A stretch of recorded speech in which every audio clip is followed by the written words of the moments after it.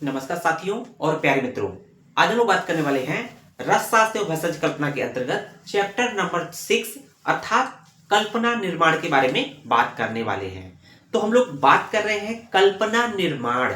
तो कल्पना निर्माण पार्ट 1, ध्यान दीजिएगा, कल्पना निर्माण पार्ट 1, जबकि 7वां चैप्टर क्या है, कल्पना निर्माण पार्ट 2। तो पार्ट 1 में क्या है कि जो आयुर्वेदिक मेडिसिन प्रिपेयर्ड होती है, जो आयुर्वेदिक औषधियां बनती हैं, उसका बेसिक प्रिंसिपल कौन कौन से होते हैं, कैसे बनता है, किस रूप में बनता है, तो उसके डिफरेंट जो प्रिंसिपल या थ्योरी है उसके बारे में बात करेंगे, कैसे बनता है इसके बारे में बात करेंगे। और जो पार्ट 2 है कल्पना निर्माण पार्ट 2 अर्थात 7वां चैप्टर, इसके बाद का जो नेक्स्ट लेक्चर है उसमें हम कौन कौन सी औषधि बन रही है, उसके कौन कौन से घटक है, कंपोनेंट है, उसके बारे में डिटेल में बात करेंगे। तो यहां पर देखेंगे कल्पना निर्माण पार्ट 1, ब्रैकेट में क्या लिखा हुआ है, उसके primary and secondary doses form, अर्थात क्या है कि कल्पना निर्माण की मौलिक तथा व्युत्पन्न कल्पनाएं। तो मौलिक का क्या मतलब होता है, मौलिक का मतलब होता है प्राइमरी, मौलिक का मतलब प्राइमरी या मुख्य, या इसको प्राथमिक भी बोलते हैं, इसको कल्पना बोलते हैं। जबकि सेकेंडरी डोजेज फॉर्म का मतलब होता है कि जो डिराइवेटिव होती है, व्युत्पन्न कल्पनाएं होती है। हम लोग जानते हैं मुख्य रूप से कल्पनाएं हम लोग बात करेंगे। तो मुख्य रूप से कल्पनाएं कुछ लोगों ने 5 मानी, कुछ लोगों ने 6 मान ली, कुछ लोगों ने 7 मानी है। तो मान लीजिए किसी ने 5 मानी है तो 5 कल्पनाएं मुख्य होती है।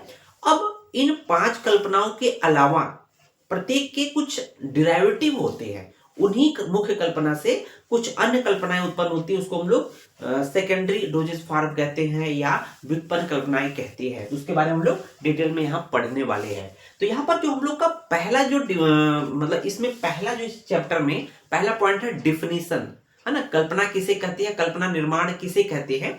तो हम लोग जानते हैं कि कोई भी औषध है, हम लोग को औषध चाहे वनस्पतियों से प्राप्त हो, चाहे आपको खनिज द्रव्य से प्राप्त हो, तो उसको एक निश्चित रूप देना कल्पना कहलाता है। तो क्या है कल्पना की परिभाषा, हम लोगों ने पहले भी पढ़ चुका है परिभाषा प्रकरण में, कि औषधि को उपयोगी रूप देना ही कल्पना कहलाता है। कोई भी मतलब द्रव्य है उसको सेवन करने योग्य के रूप में लाना, दैट इज कॉल्ड कल्पना, है ना, कल्पना निर्माण या कल्पना। तो उसकी कल्पना जो ये होता है परिभाषा हो गया, परिभाषा हो गया। अब देखेंगे दूसरा होता है कि इसका कल्पना निर्माण या कल्पना की जो क्लासिफिकेशन है, उसका वर्गीकरण कैसे कर सकते हैं।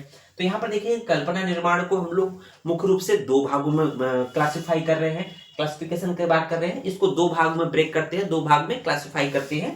पहला है प्राथमिक कल्पनाएं, इसी को हम लोग बोलते हैं मौलिक कल्पनाएं बोलते हैं, या इसी को इसकी इंग्लिश फॉर्म है प्राइमरी डोजेज फॉर्म, इसको बोलते हैं। और दूसरा क्या होती है, व्युत्पन्न कल्पनाएं होती है, इसी को हम लोग द्वितीयक कल्पनाएं बोलते हैं, या डेरिवेटिव डोजेज फॉर्म बोलते हैं सकते हैं, या सेकेंडरी डोजेज फॉर्म बोल सकते हैं।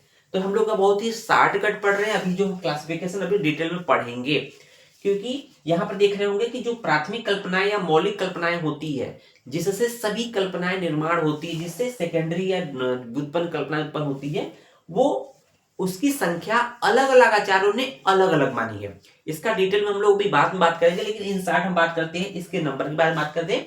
तो चरक और वाग्भट ने, अष्टांग हृदय अष्टांग संग्रह ने इसकी संख्या 5 मानी है, जबकि सुश्रुत ने जो मुख्य कल्पना मौलिक कल्पना की संख्या 6 मानी है, और काश्यप ने जो मौलिक कल्पना की संख्या 7 मानी है।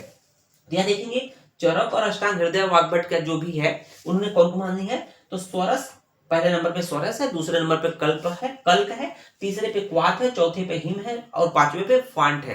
अर्थात स्वरस कल्क क्वाथ हिम फांट, स्वरस कल्क क्वाथ हिम फांट, इसको हम लोग एज इट इज याद कर लेंगे।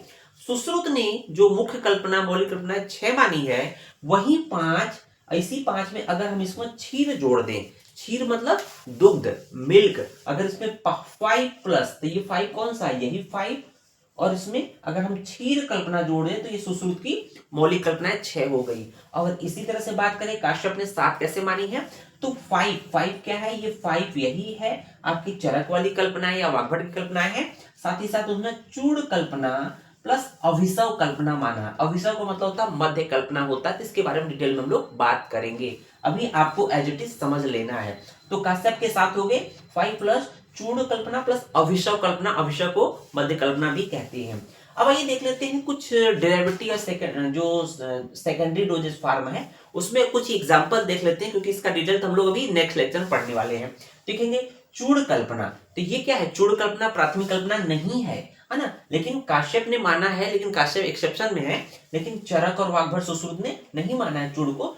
चूड़ कल्पना एक्चुअली डिराइवेटिव है, सेकेंडरी डोजेस फॉर्म में आता है। और ये किसका डिराइवेटिव है? तो ये कल्क कल्पना का, कल्क का डिराइवेटिव फॉर्म होता है। उसी तरह देखेंगे प्रमथ्या कल्पना और पानीय कल्पना, ये दोनों जो है सेकेंडरी डोजेस फॉर्म में है, ये व्युत्पन्न कल्पनाएं होती हैं और ये क्वार्ट कल्पना का एक तरह से डिराइवेटिव होते हैं। तो इस तरह से हम लोगों ने इसको एक इंट्रोडक्शन के पॉइंट ऑफ व्यू से यहाँ पर डिफिनीशन और क्लासिफिकेशन को थोड़े टर्म में जानने की कोशिश किया।